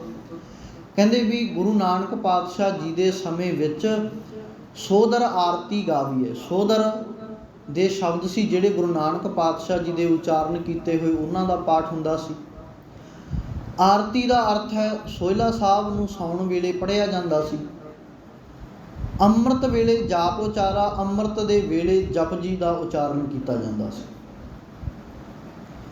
ਇਸ ਤੋਂ ਵੱਧ ਫਿਰ ਗੁਰਬਾਣੀ ਨੇ ਇਹ ਵੀ ਗੱਲ ਕਹੀ ਹੈ, ਕਹਿੰਦੇ ਜੇਕਰ ਵੇਲਾ ਵਕਤ ਵਿਚਾਰੀਏ ਤਾਂ ਕਿਤ ਵੇਲਾ ਭਗਤ ਹੋਏ। ਜੇ ਵੇਲਾ ਵਕਤ ਵਿਚਾਰਾਂਗੇ ਫਿਰ ਕਿਹੜੇ ਵੇਲੇ ਭਗਤੀ ਕਰਾਂਗੇ? ਫਿਰ ਤਾਂ ਵਹਿਮ ਦੇ ਵਿੱਚ ਪੈ ਜਾਵਾਂਗੇ ਵੀ ਆਹ ਸਮਾਂ ਨਹੀਂ ਹੈ ਜੀ, ਆਹ ਸਮਾਂ ਨਹੀਂ ਹੈ ਜੀ। ਸਾਡੇ ਵਿੱਚ ਚੱਲਦਾ ਹੈ ਨਾ ਆਮ ਕਰਕੇ। ਦੇਖੋ ਗੁਰੂ ਪਾਤਸ਼ਾਹ ਜੀ ਨੇ ਅੱਜ ਦੇ ਪਾਵਨ ਬਚਨ ਵਿੱਚ ਵੀ ਇਹ ਸਪਸ਼ਟ ਕਰ ਦਿੱਤਾ ਵੀ ਰੁੱਤਾਂ ਦੇ ਵਿੱਚ, ਮਾਹਾਂ ਮਹੀਨੇ ਦੇ ਵਿੱਚ, ਮੂਰਤ ਦਾ ਅਰਥ ਹੈ ਮਹੂਰਤ। ਕਈ ਵਾਰ ਇਹ ਵੀ ਹੁੰਦਾ ਨਾ ਵੀ ਅਸੀਂ ਮਹੂਰਤ ਦੇਖਦੇ ਹਾਂ ਵੀ ਇਹ ਹੁਣ ਸਮਾਂ ਚੰਗਾ ਹੈ ਜਾਂ ਮਾੜਾ ਹੈ, ਜਾਂ ਮਹੂਰਤ ਕਢਾਉਣੇ ਆ ਵੀ ਇਹ ਮਹੂਰਤ ਚੰਗਾ ਬਣੂਗਾ, ਇਹ ਅਸੀਂ ਪ੍ਰੋਗਰਾਮ ਕਰਨਾ, ਕੋਈ ਆਨੰਦ ਕਾਰਜ ਹੈ, ਕੋਈ ਖੁਸ਼ੀ ਦਾ ਹੈ, ਕੋਈ ਵੀ ਪ੍ਰੋਗਰਾਮ ਹੈ, ਅਸੀਂ ਸਪੈਸ਼ਲ ਜੰਤਰੀਆਂ ਤੋਂ ਦੇਖ ਕੇ ਮਹੂਰਤ ਕਢਵਾਉਣੇ ਆ ਵੀ ਮਹੂਰਤ ਕਢਵਾ ਲਈਏ ਜੀ, ਕਿਹੜਾ ਸਮਾਂ ਸਹੀ ਹੈ ਸਾਡੇ ਲਈ, ਕਿਹੜਾ ਦਿਨ ਚੰਗਾ ਹੈ। ਹੁਣ ਗੁਰੂ ਪਾਤਸ਼ਾਹ ਜੀ ਇੱਥੇ ਕਹਿੰਦੇ ਹਰੇਕ ਮਹੀਨਾ, ਹਰੇਕ ਰੁੱਤ, ਹਰੇਕ ਘੜੀ, ਹਰੇਕ ਮਹੂਰਤ, ਹਰੇਕ ਪਲ, ਸਮਾਂ, ਚੱਸਾ ਜਿੰਨਾ ਵੀ ਹੈ, ਗੁਣ ਉਚਰਤ ਸੋਭਾਵੰਤ ਜੀਓ। ਜੇਕਰ ਇਹਨਾਂ ਸਮਿਆਂ ਦੇ ਵਿੱਚ ਗੁਣ ਉਚਰੇ ਜਾਂਦੇ ਨੇ ਨਾ, ਪਰਮਾਤਮਾ ਦਾ ਨਾਮ ਧਿਆਇਆ ਜਾਂਦਾ ਹੈ, ਤਾਂ ਉਹ ਸਾਰਾ ਸਮਾਂ ਚੰਗਾ ਹੈ। ਜੇਕਰ ਨਹੀਂ ਧਿਆਇਆ ਜਾਂਦਾ ਪਰਮਾਤਮਾ, ਇੱਕ ਘੜੀ ਨਾ ਮਿਲਤੇ ਤਾਂ ਕਲਯੁਗ ਹੁੰਦਾ, ਉਹ ਕਲਯੁਗ ਹੈ। ਸਤਯੁਗ ਉਹ ਹੈ ਜਿਸ ਸਮੇਂ ਦੇ ਵਿੱਚ ਅਸੀਂ ਪਰਮਾਤਮਾ ਨੂੰ ਧਿਆ ਰਹੇ ਹਾਂ, ਜਪ ਰਹੇ ਹਾਂ, ਉਹ ਸਾਡੇ ਲਈ ਸਤਯੁਗ ਹੈ। ਜੇਕਰ ਨਹੀਂ ਧਿਆ ਰਹੇ, ਨਹੀਂ ਸਿਮਰ ਰਹੇ, ਤਾਂ ਕਹਿੰਦੇ ਉਹ ਮਾਲਕ ਪਰਮਾਤਮਾ ਦੇ ਗੁਣਾਂ ਤੋਂ ਬਿਨਾਂ ਸਾਡਾ ਸਮਾਂ ਜਿਹੜਾ ਹੈ ਉਹ ਕਲਯੁਗ ਬਣ ਜਾਂਦਾ ਹੈ, ਉਹ ਸਮਾਂ ਵਿਅਰਥ ਚਲਿਆ ਜਾਂਦਾ। ਸਤਿਗੁਰੂ ਕਹਿੰਦੇ ਜਿਹਬਾ ਜਪੇ ਨਾ ਨਾਮ, ਤਿਲ ਤਿਲ ਕਰ ਕੱਟੀ ਹੈ। ਕਹਿੰਦੇ ਉਹ ਜ਼ੁਬਾਨ ਵੱਢ ਦੇਣੀ ਚਾਹੀਦੀ ਹੈ ਜਿਹੜੀ ਨਾਮ ਨਹੀਂ ਜਪਦੀ। ਸਤਿਗੁਰੂ ਕਹਿੰਦੇ ਰੇ ਜੀ ਨਿਲਜ ਲਾਜ ਤੋਹੇ ਨਾਹੀ, ਹਰ ਤਜ ਕਰ ਕਤ ਕਾਹੂ ਕੇ ਜਾਹੀ। ਕਹਿੰਦੇ ਹੇ ਜੀਵ, ਹੇ ਭੈੜੇ ਮਨੁੱਖ, ਰੇ ਜੀ ਨਿਲਜ, ਹੇ ਬੇਸ਼ਰਮ ਜੀਵ, ਇਹਦੇ ਅਰਥ ਇਹ ਬਣਦੇ ਨੇ। ਰੇ ਜੀ ਨਿਲਜ, ਹੇ ਬੇਸ਼ਰਮ ਜੀਵ, ਪ੍ਰਾਣੀ, ਤੈਨੂੰ ਚੱਜ ਨਹੀਂ ਹੈ, ਤੈਨੂੰ ਸ਼ਰਮ ਨਹੀਂ ਆਉਂਦੀ। ਲਾਜ ਤੋਹੇ ਨਾਹੀ, ਤੈਨੂੰ ਸ਼ਰਮ ਨਹੀਂ ਆਉਂਦੀ। ਹੁਣ ਬੰਦਾ ਪੁੱਛੇਗਾ ਸਤਿਗੁਰੂ ਕਾਹਦੇ ਲਈ? ਵੀ ਸ਼ਰਮ ਤਾਂ ਆਉਂਦੀ ਹੈ ਮੈਨੂੰ, ਮੈਂ ਮਨੁੱਖ ਹਾਂ, ਮੈਨੂੰ ਸ਼ਰਮ ਦਾ ਵੀ ਪਤਾ, ਬੇਸ਼ਰਮੀ ਦਾ ਵੀ ਪਤਾ, ਮੈਨੂੰ ਦੋਨੇ ਚੀਜ਼ਾਂ ਦਾ ਪਤਾ ਹੈ, ਪਰ ਕਾਹਦੇ ਲਈ? ਕਹਿੰਦੇ ਹਰੀ ਪਰਮਾਤਮਾ ਨੂੰ ਛੱਡ ਕੇ ਹਰ ਤਜ ਕਰ ਤਤ ਕਾਹੂ ਕੇ ਜਾਹੀ, ਕਿਸੇ ਹੋਰ ਦੇ ਪੱਲੇ ਕਿਉਂ ਪੈ ਰਿਹਾ? ਪਰਮਾਤਮਾ ਨੂੰ ਛੱਡ ਕੇ ਕਿਸੇ ਹੋਰ ਦੇ ਪੱਲੇ ਕਿਉਂ ਪੈ ਰਿਹਾ? ਗੁਰੂ ਪਾਤਸ਼ਾਹ ਜੀ ਦਾ ਬਾਣੀ ਦੇ ਵਿੱਚ ਸਖਤ ਉਲੰਭਾ ਹੈ ਸਾਨੂੰ, ਮਨੁੱਖ ਨੂੰ, ਹਰੇਕ ਪ੍ਰਾਣੀ ਨੂੰ, ਚਾਹੇ ਉਹ ਇਸਤਰੀ ਹੈ ਚਾਹੇ ਪੁਰਸ਼ ਹੈ, ਹਰੇਕ ਨੂੰ ਇਹ ਉਲੰਭਾ ਹੈ ਵੀ ਪਰਮਾਤਮਾ ਨੂੰ ਛੱਡ ਕੇ ਕਿਸੇ ਹੋਰ ਨੂੰ ਮੰਨਣਾ ਬਸ਼ਰਮਾਂ ਵਾਲਾ ਕੰਮ ਹੈ। ਤੇ ਅਸੀਂ ਸਤਿਗੁਰੂ ਦਾਤਾ ਜੀ ਬਸ਼ਰਮ ਨਹੀਂ ਬਣਨਾ, ਅਸੀਂ ਹਮੇਸ਼ਾ ਸ਼ਰਮ ਦੇ ਵਿੱਚ ਰਹਿਣਾ ਹੈ, ਤੇਰੇ ਭੈ ਅਦਬ ਦੇ ਵਿੱਚ ਰਹਿਣਾ ਹੈ। ਇਸੇ ਕਰਕੇ ਅਸੀਂ ਤੈਨੂੰ ਧਿਆਉਂਦੇ ਰਹਿਣਾ ਹੈ। ਹਰੇਕ ਸਮਾਂ ਚੰਗਾ ਹੈ ਜੇਕਰ ਪਰਮਾਤਮਾ ਦੇ ਗੁਣ ਗਾਏ ਜਾ ਰਹੇ ਨੇ, ਨਹੀਂ ਤੇ ਜਿੰਨਾ ਮਰਜ਼ੀ ਕੋਈ ਵਿਚਾਰੀ ਜਾਵੇ ਵੀ ਇਹ ਪਾਉਣਾ ਜੀ, ਇਹ ਸਵਾਈ ਹੈ ਜੀ, ਇਹ ਸਾਢੇ ਹੋ ਗਿਆ ਜੀ, ਇਹ ਪੂਰਾ ਹੋ ਗਿਆ, ਇਹ ਦੁਪਹਿਰਾ ਹੋ ਗਿਆ, ਇਹ ਆਥਣ ਹੋ ਗਿਆ, ਇਹਦੇ ਨਾਲ ਕੋਈ ਮਤਲਬ ਨਹੀਂ। ਉਹ ਵਹਿਮਾਂ ਦੇ ਵਿੱਚ ਹੀ ਰਹੇਗਾ ਬੰਦਾ। ਵਹਿਮ ਛੱਡ ਕੇ ਚੱਲਾਂਗੇ ਤਾਂ ਸਾਰੇ ਕਾਰਜ ਆਪੇ ਸਤਿਗੁਰੂ ਰਾਸ ਕਰੇਗਾ। ਹੁਣ ਆਪਾਂ ਕਹਿਣੇ ਤਾਂ ਸਤਿਗੁਰੂ ਅੱਗੇ ਆ ਨਾ ਵੀ ਸਤਿਗੁਰੂ ਦਾਤਾ, ਵੀ ਅਸੀਂ ਅਰਦਾਸ ਵੀ ਕਰਾਉਂਦੇ ਹਾਂ ਵੀ ਸਤਿਗੁਰੂ ਦਾਤਾ ਤੁਸੀਂ ਕਿਰਪਾ ਕਰਿਓ, ਅਸੀਂ ਆਹ ਕਾਰਜ ਆਰੰਭ ਕੀਤਾ। ਸਿੱਖ ਦਾ ਕਰਮ ਵੀ ਹੈ, ਫਰਜ਼ ਵੀ ਹੈ, ਕਿਉਂਕਿ ਜਿਹੜੀ ਵੀ ਕੋਈ ਜੀ ਦੀ ਵਿਰਥਾ ਹੈ ਕਾਰਜ ਲਈ ਹੈ ਤਾਂ ਉਹਦੇ ਲਈ ਸਤਿਗੁਰੂ ਨੂੰ ਹੀ ਕਹਿਣਾ ਹੈ, ਕਿਉਂਕਿ ਕਾਰਜ ਸਾਡੇ ਸਤਿਗੁਰੂ ਨੇ ਹੀ ਸਵਾਰਨੇ ਨੇ। ਸਿੱਖ ਦਾ ਫਰਜ਼ ਹੈ, ਧਰਮ ਦਾ ਕਰਮ ਹੈ ਕਿ ਉਹਨੇ ਸਤਿਗੁਰੂ ਅੱਗੇ ਅਰਦਾਸ ਕਰਕੇ ਹੀ ਹਰੇਕ ਕੰਮ ਸ਼ੁਰੂ ਕਰਨਾ ਹੈ। ਉਹ ਕੰਮ ਕਿਹੋ ਜਿਹਾ ਵੀ ਹੋਵੇ, ਉਹ ਕੰਮ ਕਿੰਨਾ ਵੀ ਸੌਖਾ ਹੋਵੇ, ਕਿੰਨਾ ਵੀ ਔਖਾ ਹੋਵੇ, ਨਿਤਾਂ ਪ੍ਰਤੀ ਸਿੱਖ ਦੀ ਅਰਦਾਸ ਸਿਰਫ ਗੁਰੂ ਅੱਗੇ ਹੋਣੀ ਚਾਹੀਦੀ ਹੈ। ਸਮਾਂ ਦੇਖ ਕੇ ਨਹੀਂ ਹੋਣੀ ਚਾਹੀਦੀ। ਹੁਣ ਪਹਿਲਾਂ ਮਹੂਰਤ ਵੀ ਕਢਾਏ ਜਾਂਦੇ ਨੇ ਜੀ, ਫਲਾਨਾ ਦਿਨ ਇਸ ਜੰਤਰੀ ਦੇ ਮੁਤਾਬਕ ਸਹੀ ਹੈ, ਗ੍ਰਹਿਾਂ ਦੇ ਮੁਤਾਬਕ ਸਹੀ ਹੈ, ਇੰਨੇ ਵੱਜ ਕੇ ਇੰਨੇ ਮਿੰਟ ਉੱਤੇ ਤੁਸੀਂ ਆਹ ਕਾਰਜ ਕਰਨਾ। ਦੂਜੇ ਪਾਸੇ ਅਸੀਂ ਇੱਕ ਰੀਤੀ ਰਿਵਾਜ ਵੀ ਤਰ੍ਹਾਂ ਸਿਰਫ ਬੱਧਾ ਚੱਟੀ ਦੇ ਦੌਰਾਨ ਅਸੀਂ ਅਰਦਾਸ ਵੀ ਕਰਾ ਲੈਂਦੇ ਹਾਂ ਵੀ ਕੱਲ੍ਹ ਨੂੰ ਕਿਤੇ ਕੋਈ ਇਹ ਨਾ ਕਹਦੇ ਵੀ ਸਿੱਖ ਸੀ ਤੂੰ ਅਰਦਾਸ ਨਹੀਂ ਕਰਾਈ। ਅਸੀਂ ਅਰਦਾਸ ਵੀ ਕਰਾ ਲੈਂਦੇ ਹਾਂ ਵੀ ਅਰਦਾਸ ਵੀ ਕਰ ਦਿਓ ਜੀ, ਗੁਰਦੁਆਰਾ ਸਾਹਿਬ ਕਰਾ ਲੈਂਦੇ ਹਾਂ ਜਾਂ ਘਰੇ ਕਰਾ ਲੈਂਦੇ ਹਾਂ ਵੀ ਅਰਦਾਸ ਵੀ ਕਰ ਲਈਏ ਵੀ ਜੀ ਆਹ ਕਾਰਜ ਅਸੀਂ ਆਰੰਭ ਕੀਤਾ, ਵੀ ਭਾਈ ਇਹ ਕਾਰਜ ਦੀ ਮੋਹਰ ਤਾਂ ਪਹਿਲਾਂ ਹੀ ਤੁਸੀਂ ਲਵਾਈ ਬੈਠੇ ਹੋ, ਫਿਰ ਗੁਰੂ ਨੂੰ ਕਾਹਦੇ ਲਈ? ਜਾਂ ਤਾਂ ਗੁਰੂ ਅਪਣਾ ਲਵੋ ਜਾਂ ਦੂਜੀਆਂ ਰੀਤਾਂ ਅਪਣਾ ਲਵੋ। ਗੱਲਾਂ ਹੀ ਦੋ ਨੇ ਨਾ।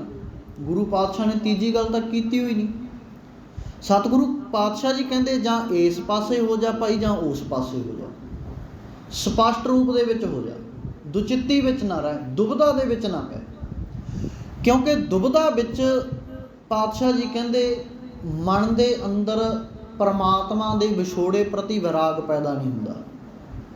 ਦੁਬਿਧਾ ਵਿੱਚ ਵੈਰਾਗ ਨਾ ਹੋਵੇ, ਦੁਬਿਧਾ ਦੇ ਵਿੱਚ ਵੈਰਾਗ ਪੈਦਾ ਨਹੀਂ ਹੁੰਦਾ, ਕਿਉਂਕਿ ਦੋ ਚਿੱਤੀ ਹੈ, ਨਾ ਸਤਿਗੁਰੂ 'ਤੇ ਭਰੋਸਾ ਹੈ ਨਾ ਦੂਜੇ ਪਾਸੇ ਹੈ, ਬੰਦਾ ਕਿਸੇ ਪਾਸੇ ਨਹੀਂ ਖੜਦਾ।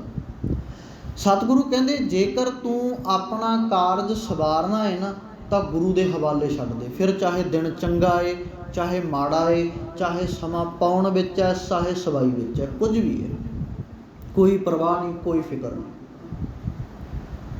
ਫਿਰ ਵਿਚਾਰ ਹਰ ਪੱਖ ਤੋਂ ਕਰੀ ਜਾਂਦੀ ਹੈ ਜੀ, ਨਹੀਂ ਇਹ ਖੁਸ਼ੀ ਦਾ ਪ੍ਰੋਗਰਾਮ ਆ, ਇਹਦੇ ਵਿੱਚ ਕਾਲਾ ਕੱਪੜਾ ਨਹੀਂ ਬੰਨਣਾ ਗਾ। ਇੱਦਾਂ ਵੀ ਹੁੰਦੀਆਂ ਨਾ, ਬੰਦਿਸ਼ਾਂ ਹੁੰਦੀਆਂ ਨੇ ਵੀ ਨਹੀਂ ਨਹੀਂ ਕਾਲਾ ਕੱਪੜਾ ਨਾ ਵਿਆਹ ਵਾਲੇ ਮੁੰਡੇ ਨੂੰ ਜ਼ਿਆਦਾ ਕਿਹਾ ਜਾਂਦਾ, ਨਾ ਨਾ ਤੂੰ ਕਾਲਾ ਕੱਪੜਾ ਨਾ ਪਾਈ ਨਹੀਂ ਤਾਂ ਕੰਮ ਗਲਤ ਹੋ ਜੂ, ਅਪਸ਼ਗਨ ਹੋ ਜੂ। ਕਿਉਂ ਬਈ, ਕੀ ਗੱਲ? ਜਿਹੜੀ ਗੱਡੀ ਵਿੱਚ ਬੈਠ ਕੇ ਉਸ ਲਾੜੇ ਨੇ ਜਾਣਾ, ਉਹ ਗੱਡੀ ਦੇ ਟਾਇਰ ਵੀ ਤਾਂ ਕਾਲੇ ਨੇ ਨਾ। ਜਿਹੜੀ ਸੜਕ ਉੱਤੇ ਗੱਡੀ ਭੱਜਣੀ, ਉਹ ਸੜਕ ਵੀ ਤਾਂ ਕਾਲੀ ਹੈ ਨਾ, ਲੁੱਕ ਦੀ ਬਣੀ ਹੋਈ, ਬਜਰੀ ਦੀ ਬਣੀ ਹੋਈ।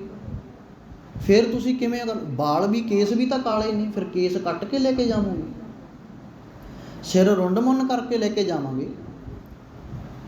ਸਮਝਣ ਦਾ ਹੈ ਨਾ। ਜੇਕਰ ਕੱਪੜਾ ਕਾਲਾ ਹੈ, ਕਾਲਾ ਮਾੜਾ ਕੱਪੜਾ ਹੈ, ਫਿਰ ਸੰਸਾਰ ਦੇ ਵਿੱਚ ਬਣਿਆ ਕਿਉਂ? ਕਾਲੀ ਰਾਤ ਹੈ, ਫਿਰ ਤਾਂ ਰਾਤ ਵੀ ਨਹੀਂ ਹੋਣੀ ਚਾਹੀਦੀ। ਫਿਰ ਤਾਂ ਸਾਰੇ ਪੱਖਾਂ ਤੋਂ ਸੋਚਣਾ ਪਵੇਗਾ ਨਾ, ਸਾਨੂੰ ਵਿਚਾਰਨਾ ਪਵੇਗਾ। ਕਿੰਨੀਆਂ ਚੀਜ਼ਾਂ ਨੇ ਜਿਹੜੀਆਂ ਸਾਡੇ ਆਲੇ ਦੁਆਲੇ ਕਾਲੇ ਦੇ ਨਾਲ, ਕਾਲਸ ਨਾਲ ਕਾਲੀਆਂ ਨੇ, ਭਰੀਆਂ ਹੋਈਆਂ ਨੇ, ਪਰ ਅਸੀਂ ਵਿਚਾਰਨਾ ਕੀ ਹੈ? ਅਸੀਂ ਵਿਚਾਰਨਾ ਹੈ ਵੀ ਅਸੀਂ ਆਪਣਾ ਆਪ ਗੁਰੂ ਨੂੰ ਸੌਂਪ ਦਿੱਤਾ, ਹੁਣ ਸਾਡਾ ਗੁਰੂ ਹੈ। ਚਾਹੇ ਮੂਹਰੇ ਬਿੱਲੀ ਲੰਘ ਜਾਵੇ ਤੇ ਚਾਹੇ ਮੂਹਰੇ ਸ਼ੇਰ ਲੰਘ ਜਾਵੇ, ਸਾਨੂੰ ਕੋਈ ਫਰਕ ਨਹੀਂ ਪੈਂਦਾ, ਕਿਉਂਕਿ ਸਾਡਾ ਮਨ ਬਲਵਾਨ ਹੈ, ਮਨ ਬਲਵਾਨ ਹੈ। ਸਾਨੂੰ ਕੋਈ ਮਤਲਬ ਨਹੀਂ, ਕੋਈ ਚੀਜ਼ ਛੋਟੀ ਹੈ ਕੋਈ ਵੱਡੀ ਹੈ, ਉਹ ਚੰਗੀ ਹੈ ਕਿ ਮਾੜੀ ਹੈ। ਜੇਕਰ ਅਸੀਂ ਆਪ ਚੰਗੇ ਹਾਂ ਤਾਂ ਸਾਰਾ ਕੁਝ ਚੰਗਾ ਹੈ, ਜੇਕਰ ਅਸੀਂ ਆਪ ਮਾੜੇ ਹਾਂ ਤਾਂ ਸਾਰਾ ਕੁਝ ਮਾੜਾ ਹੈ। ਜੇਕਰ ਅਸੀਂ ਆਪ ਚੰਗੇ ਬਣਾਂਗੇ ਤਾਂ ਸਾਰਾ ਕੁਝ ਚੰਗਾ ਹੀ ਰਹੇਗਾ। ਜੇਕਰ ਅਸੀਂ ਆਪ ਮਾੜੇ ਹਾਂ, ਸਾਡੀ ਵਿਚਾਰ ਮਾੜੀ ਹੈ, ਸੋਚ ਮਾੜੀ ਹੈ, ਤਾਂ ਸਾਡੇ ਅੰਦਰ ਵਹਿਮ ਭਰਮ ਵੀ ਮਾੜੇ ਹੀ ਪੈਦਾ ਹੋਣਗੇ, ਜਿਸ ਕਰਕੇ ਸਾਡੀ ਮਾਨਸਿਕ ਜਿਹੜੀ ਕਮਜ਼ੋਰੀ ਹੈ ਨਾ, ਉਹ ਵੱਧਦੀ ਜਾ ਰਹੀ ਹੈ ਦਿਨ ਪ੍ਰਤੀ ਦਿਨ। ਸਤਿਗੁਰੂ ਪਾਤਸ਼ਾਹ ਕਿਰਪਾ ਕਰਨ। ਅੱਗੇ ਪਾਤਸ਼ਾਹ ਜੀ ਕਹਿੰਦੇ, ਗੁਣ ਰੰਗ ਰਾਤੇ ਧਨ ਤੇ ਜਨ ਜਿਨੀ ਇੱਕ ਮਨ ਧਿਆਇਆ। ਕਹਿੰਦੇ ਉਹ ਪਰਮਾਤਮਾ ਦੇ ਗੁਣਾਂ ਦੇ ਵਿੱਚ ਰੰਗੇ ਰਹਿੰਦੇ ਨੇ ਹਮੇਸ਼ਾ, ਜਿਨ੍ਹਾਂ ਨੇ ਆਪਣਾ ਇੱਕ ਮਨ ਕਰਕੇ ਪਰਮਾਤਮਾ ਨੂੰ ਧਿਆ ਲਿਆ ਹੈ। ਇੱਕ ਮਨ ਕਰਕੇ, ਇੱਕ ਮਨ, ਇੱਕ ਮਨ ਦਾ ਅਰਥ ਹੈ ਪਰਪੱਕ ਸਤਿਗੁਰੂ ਤੇ ਭਰੋਸਾ, ਵੀ ਮੇਰੇ ਲਈ ਮੇਰਾ ਨਾਨਕ ਸਭ ਕੁਝ ਹੈ, ਬਸ ਮੇਰੇ ਨਾਨਕ ਤੋਂ ਵੱਡਾ ਕੁਝ ਨਹੀਂ। ਮੈਂ ਆਪਣੇ ਨਾਨਕ ਨੂੰ ਦੱਸ ਦਿੱਤਾ ਆਪਣੇ ਗੁਰੂ ਨੂੰ ਦੱਸ ਦਿੱਤਾ ਏ। ਇਦੋਂ ਬਾਅਦ ਮੈਨੂੰ ਭਰੋਸਾ ਕਿਸੇ ਤੇ ਨਹੀਂ, ਚਾਹੇ ਧਰਤੀ ਪਾਟ ਕੇ 2 ਹਿੱਸੇ ਹੋ ਜਾਣ, ਮੈਨੂੰ ਮੇਰੇ ਨਾਨਕ ਤੇ ਭਰੋਸਾ। ਇੰਨਾ ਵਿਸ਼ਵਾਸ ਗੁਰੂ ਤੇ ਚਾਹੀਦਾ, ਇੰਨਾ ਭਰੋਸਾ ਗੁਰੂ ਤੇ ਚਾਹੀਦਾ ਹੈ। ਤੇ ਜੇਕਰ ਗੁਰੂ ਤੇ ਭਰੋਸਾ, ਫਿਰ ਚਾਹੇ ਸੀਸ ਵੱਢਿਆ ਵੀ ਜਾਵੇ ਤਾਂ ਵੀ ਪਰਵਾਹ ਨਹੀਂ, ਫਿਰ ਚਾਹੇ ਬੰਦ ਕੱਟਿਆ ਜਾਵੇ ਤਾਂ ਵੀ ਕਿਸੇ ਦੀ ਪਰਵਾਹ ਨਹੀਂ, ਚਰਖੜੀ ਤੇ ਚੜਾ ਦਿੱਤਾ ਜਾਵੇ ਤਾਂ ਵੀ ਪਰਵਾਹ ਨਹੀਂ ਹੈ, ਖੋਪੜ ਲਾਹ ਦਿੱਤਾ ਜਾਵੇ ਤਾਂ ਵੀ ਪਰਵਾਹ ਨਹੀਂ ਹੈ, ਬੱਚਿਆਂ ਦੇ ਟੋਟੇ ਕਰਕੇ ਗਲਾਂ 'ਚ ਪਵਾ ਦਿੱਤੇ ਜਾਣ ਤਾਂ ਵੀ ਪਰਵਾਹ ਨਹੀਂ ਹੈ। ਫਿਰ ਤਾਂ ਸਿੱਖੀ ਕੇਸਾਂ ਸਵਾਸਾਂ ਸੰਗ ਨਿਭਦਾ ਹੈ, ਫਿਰ ਹੀ ਬਣਦਾ ਹੈ ਨਾ। ਜੇਕਰ ਭਰੋਸਾ ਗੁਰੂ ਤੇ ਹੈ ਤਾਂ, ਜੇਕਰ ਗੁਰੂ ਤੇ ਭਰੋਸਾ ਨਹੀਂ, ਫਿਰ ਉਹ ਤਾਂ ਛੱਡ ਕੇ ਭੱਜ ਜਾਂਦੇ ਨੇ, ਉਹ ਤਾਂ ਗੁਰੂ ਨੂੰ ਪਿਛਾਂ ਕਰਕੇ ਛੱਡ ਕੇ ਭੱਜ ਜਾਂਦੇ ਨੇ ਵੀ ਅਸੀਂ ਨਹੀਂ ਸਿੱਖ ਤੇਰੇ, ਕਹਿ ਜਾਂਦੇ ਨੇ। ਉਹ ਤਾਂ ਗਏ ਸੀ ਨਾ ਕਹਿ ਕੇ ਗੁਰੂ ਨੂੰ, ਫਿਰ ਬਦਾਵੇ ਲਿਖੇ ਸੀ, ਜਿਨ੍ਹਾਂ ਨੇ ਬਦਾਵੇ ਲਿਖੇ ਸੀ ਉਹ ਗੱਲ ਹੀ ਇਹ ਕਹਿ ਕੇ ਗਏ ਸੀ ਵੀ ਸਾਡਾ ਗੁਰੂ ਨਾਲ ਕੋਈ ਸੰਬੰਧ ਨਹੀਂ, ਸਾਨੂੰ ਕੋਈ ਲੈਣ ਦੇਣ ਨਹੀਂ। ਅਤੇ ਜਦੋਂ ਮਾਤਾ ਭਾਗ ਕੌਰ ਵਰਗੀਆਂ ਮੈਦਾਨੇ ਜੰਗ ਦੇ ਵਿੱਚ ਜੂਝਣ ਦੇ ਲਈ ਸ੍ਰੀ ਸਾਹਿਬ ਚੁੱਕ ਕੇ ਆ ਗਈਆਂ, ਫਿਰ ਉਹਨਾਂ ਨੂੰ ਲਾਹਣਤਾਂ ਪਈਆਂ ਵੀ ਤੁਹਾਡੇ ਨਾਲੋਂ ਤਾਂ ਇਹ ਔਰਤਾਂ ਚੰਗੀਆਂ ਨੇ, ਤੁਹਾਡੀਆਂ ਘਰ ਵਾਲੀਆਂ, ਤੁਹਾਡੀਆਂ ਬੱਚੀਆਂ, ਤੁਹਾਡੀਆਂ ਧੀਆਂ, ਤੁਹਾਡੀਆਂ ਭੈਣਾਂ ਚੰਗੀਆਂ ਨੇ 100 ਗੁਣਾ, ਜਿਹੜੀਆਂ ਗੁਰੂ ਨੂੰ ਛੱਡ ਕੇ ਨਹੀਂ ਭੱਜੀਆਂ। ਫਿਰ ਉਹਨਾਂ ਨੇ ਜਾ ਕੇ ਦੁਬਾਰਾ ਗੁਰੂ ਤੋਂ ਮਾਫੀ ਮੰਗੀ ਸੀ ਜੰਗ ਦੇ ਮੈਦਾਨ ਦੇ ਵਿੱਚ, ਜਦੋਂ ਆਖਰੀ ਸਾਹਾਂ 'ਤੇ ਸੀ, ਜਦੋਂ ਫੱਟ ਲੱਗ ਚੁੱਕੇ ਸੀ, ਤੀਰ ਵੱਜ ਚੁੱਕੇ ਸੀ। ਫਿਰ ਗੁਰੂ ਪਾਤਸ਼ਾਹ ਨੂੰ ਕਿਹਾ, ਪਾਤਸ਼ਾਹ ਇੱਕ ਕਰਮ ਕਰਦੇ, ਹਜੇ ਸਵਾਸ ਬਾਕੀ ਨੇ, ਇਹਨਾਂ ਸਵਾਸਾਂ ਨੂੰ ਤੂੰ ਰੱਖ ਸਕਦਾ ਏ, ਤੂੰ ਬਖਸ਼ਿਸ਼ ਕਰ ਸਕਦਾ, ਮਿਹਰ ਕਰ ਸਕਦਾ। ਤੇਰੀ ਗੋਦੀ ਦੇ ਵਿੱਚ ਅੱਜ ਆ ਕੇ ਪਿਆ ਹਾਂ, ਵੱਢਿਆ ਕੱਟਿਆ ਟੁੱਕਿਆ ਤੇ ਇੱਕੋ ਦਾਤ ਮੰਗਦਾ, ਬਿਦਾਵਾ ਪਾੜ ਦੇ। ਸਾਨੂੰ ਪੜਵਾਉਣਾ ਆਉਣਾ ਚਾਹੀਦਾ ਬਿਦਾਵਾ। ਅਸੀਂ ਵੀ ਬਿਦਾਵੇ ਲਿਖੀ ਬੈਠੇ ਹਾਂ, ਕਰਮ ਕਾਂਡਾਂ ਵਹਿਮਾਂ ਭਰਮਾਂ ਦੇ ਵਿੱਚ ਪੈ ਕੇ ਅਸੀਂ ਵੀ ਗੁਰੂ ਨੂੰ ਬਿਦਾਵੇ ਦਈ ਬੈਠੇ ਹਾਂ। ਇਹ ਤਾਂ ਸਮੇਂ ਦੇ ਮੁਤਾਬਕ ਰਹਿੰਦਿਆਂ ਸਵਾਸ ਚਲਦਿਆਂ ਭਲਿਆ ਸਿੱਖਾ ਗੁਰੂ ਤੋਂ ਬਿਦਾਵੇ ਪੜਵਾ ਲੈ। ਗੁਰੂ ਬਿਦਾਵੇ ਪਾੜਦਾ ਏ, ਬਖਸ਼ ਦਿੰਦਾ ਏ, ਮਿਹਰ ਕਰ ਦਿੰਦਾ। ਹਰੇਕ ਵੱਡੇ ਤੋਂ ਵੱਡੇ ਪਾਪ ਨੂੰ, ਗੁਨਾਹ ਨੂੰ ਸਤਿਗੁਰੂ ਬਖਸ਼ ਦਿੰਦਾ ਏ, ਪਰ ਸਤਿਗੁਰੂ ਦਾ ਹੋਣਾ ਪੈਂਦਾ ਏ, ਫਿਰ ਸਤਿਗੁਰੂ ਕਿਰਪਾ ਕਰੇਗਾ। ਸਫਲ ਜਨਮ ਭਇਆ ਤਿਨ ਕਾ, ਜਿਨੀ ਸੋ ਪ੍ਰਭ ਪਾਇਆ। ਕਹਿੰਦੇ ਉਹਨਾਂ ਦਾ ਜਨਮਾ ਸਫਲਾ ਹੋ ਗਿਆ ਜਿਨ੍ਹਾਂ ਨੇ ਮਾਲਕ ਪਰਮਾਤਮਾ ਜੀ ਨੂੰ ਪਾ ਲਿਆ ਹੈ। ਪੁੰਨ ਦਾਨ ਨਾ ਤੁਲ ਕਿਰਿਆ, ਹਰ ਸਰਬ ਪਾਪਾਂ ਹੰਤ ਜੀਓ। ਕਹਿੰਦੇ ਕਿਸੇ ਤਰ੍ਹਾਂ ਦਾ ਕੋਈ ਵੀ ਕੀਤਾ ਹੋਇਆ ਪੁੰਨ ਦਾਨ, ਤੀਰਥਾਂ 'ਤੇ ਇਸ਼ਨਾਨ, ਧਰਮ ਕਰਮ, ਕੋਈ ਵੀ ਧਰਮ ਦੀ ਕਿਰਿਆ ਪਰਮਾਤਮਾ ਦੇ ਨਾਮ ਜਪਣ ਦੇ ਬਰਾਬਰ ਨਹੀਂ ਪਹੁੰਚ ਸਕਦੀ। ਕੋਈ ਵੀ ਕੀਤਾ ਹੋਇਆ ਦਾਨ, ਕੋਈ ਵੀ ਪੁੰਨ, ਕੋਈ ਵੀ ਧਰਮ ਦੀ ਕਿਰਿਆ ਪਰਮਾਤਮਾ ਦੇ ਨਾਮ ਜਪਣ ਦੇ ਬਰਾਬਰ ਨਹੀਂ ਹੈ। ਤੁਲ ਕਿਰਿਆ ਨਹੀਂ ਹੈ, ਬਰਾਬਰ ਨਹੀਂ ਹੈ ਪਰਮਾਤਮਾ ਦੇ ਨਾਮ ਦੇ। ਸਾਰੀਆਂ ਚੀਜ਼ਾਂ ਪਦਾਰਥਾਂ ਤੋਂ ਉੱਤੇ ਪਰਮਾਤਮਾ ਦਾ ਨਾਮ ਹੈ। ਪਰਮਾਤਮਾ ਦਾ ਨਾਮ ਜਪ ਲੈ, ਇੱਕ ਇੱਕ ਸਵਾਸ ਪਰਮਾਤਮਾ ਦੇ ਲੇਖੇ ਲਾ ਦੇ, ਸਭ ਤੋਂ ਵੱਡਾ ਪੁੰਨ ਹੈ ਜ਼ਿੰਦਗੀ ਦਾ। ਬਿਨਵੰਤ ਨਾਨਕ ਸਿਮਰ ਜੀਵਾਂ, ਜਨਮ ਮਰਨ ਰਹੰਤ ਜੀਓ। ਨਾਨਕ ਪਾਤਸ਼ਾਹ ਜੀ, ਇਹ ਪੰਜਵੇਂ ਪਾਤਸ਼ਾਹ ਜੀ ਬੇਨਤੀ ਕਰ ਰਹੇ ਹਨ ਕਿ ਹੇ ਭਾਈ ਇਨਸਾਨ, ਉਸ ਅਕਾਲ ਪੁਰਖ ਪਰਮਾਤਮਾ ਦੇ ਨਾਮ ਦੇ ਵਿੱਚ ਜੁੜ ਕੇ ਆਪਣੀ ਜ਼ਿੰਦਗੀ ਜਿਉਂ ਬਤੀਤ ਕਰ, ਜਿਸ ਦੀ ਬਰਕਤ ਦੇ ਨਾਲ, ਜਿਸ ਦੀ ਮਿਹਰ ਦੇ ਨਾਲ ਜਨਮ ਤੇ ਮਰਨ ਦਾ ਗੇੜ ਮੁੱਕ ਜਾਂਦਾ ਹੈ। ਸਤਿਗੁਰੂ ਫੇਰ ਹੀ ਕਿਰਪਾ ਕਰਨਗੇ। ਜਦੋਂ ਸਾਡੇ ਅੰਦਰ ਪਰਮਾਤਮਾ ਦਾ ਨਾਮ ਚੱਲ ਪਿਆ, ਨਾਮ ਵਸ ਗਿਆ, ਸਾਡੇ ਉੱਤੇ ਵੀ ਉਹ ਸਤਿਗੁਰੂ ਦਾਤਾ ਜੀ ਰਹਿਮਤਾਂ ਕਰ ਦੇਣਗੇ, ਬਖਸ਼ਿਸ਼ਾਂ ਕਰ ਦੇਣਗੇ। ਪ੍ਰਭ ਬਿਪਤ ਨਿਵਾਰਨੋ, ਤਿਸ ਬਿਨ ਅਵਰ ਨਾ ਕੋਇ ਜੀਓ। ਸਦਾ ਸਦਾ ਹਰ ਸਿਮਰੀਐ, ਜਲ ਥਲ ਮਹੀਲ ਸੋਇ ਜੀਓ। ਉਹ ਮਾਲਕ ਅਕਾਲ ਪੁਰਖ ਦਾਤਾ ਜੀ ਕਿਰਪਾ ਕਰਨਗੇ ਜਦੋਂ ਉਸ ਨੂੰ ਅਸੀਂ ਸਿਮਰਾਂਗੇ, ਧਿਆਵਾਂਗੇ, ਜਪਾਂਗੇ। ਤੇ ਪਰਮਾਤਮਾ ਨੂੰ ਜਪਦਿਆਂ ਕਦੇ ਵੀ ਢਿੱਲ ਨਹੀਂ ਕਰਨੀ ਚਾਹੀਦੀ, ਉਸ ਨੂੰ ਜਪਦੇ ਰਹਿਣਾ ਚਾਹੀਦਾ। ਚੇਤਾ ਉਸ ਮਾਲਕ ਵਿੱਚ ਜੁੜਿਆ ਰਵੇ, ਫੇਰ ਹੀ ਇਹ ਲੋਕ ਸੁਖੀਏ ਪਰਲੋਕ ਸੁਹੇਲੇ। ਨਾਨਕ ਹਰ ਪ੍ਰਭ ਆਪੇ ਮੇਲੇ। ਸਤਿਗੁਰੂ ਕਿਰਪਾ ਕਰਨ, ਸਭਨਾਂ ਦੀਆਂ ਹਾਜ਼ਰੀਆਂ ਚੱਲਿਆ ਹੋਇਆ ਕਦਮ ਕਦਮ ਸਤਿਗੁਰੂ ਲੇਖੇ ਵਿੱਚ ਲਾ ਲੈਣ, ਫੇਰ ਹੀ ਸਾਡਾ ਜਨਮ ਤੇ ਮਰਨ ਕੱਟਿਆ ਜਾਣਾ ਹੈ। ਨਾਮ ਦੀ ਦਾਤ ਸਾਡੀ ਝੋਲੀ ਪਾ ਦੇਣ, ਫੇਰ ਹੀ ਇਹ ਜਨਮ ਸਫਲਾ ਹੈ।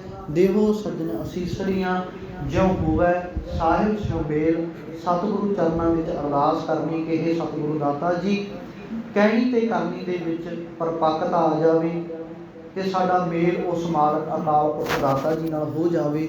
ਸਤਿਗੁਰੂ ਸਭਨਾਂ ਨੂੰ ਨਾਮ ਦੀ ਦਾਤ, ਗੁਰਸਿੱਖੀ ਜੀਵਨ ਦਾਤ ਬਖਸ਼ਿਸ਼ ਕਰਨ, ਮੇਰਾ ਕਰਨ।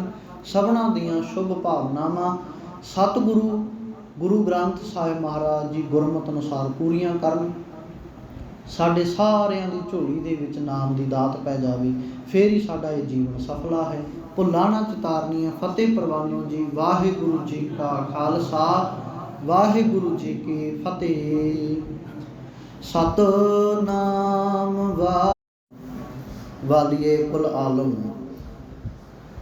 ਚਬਰ ਛਤਰ ਤਥਾ ਵਕਤ ਦੇ ਮਾਲਕ।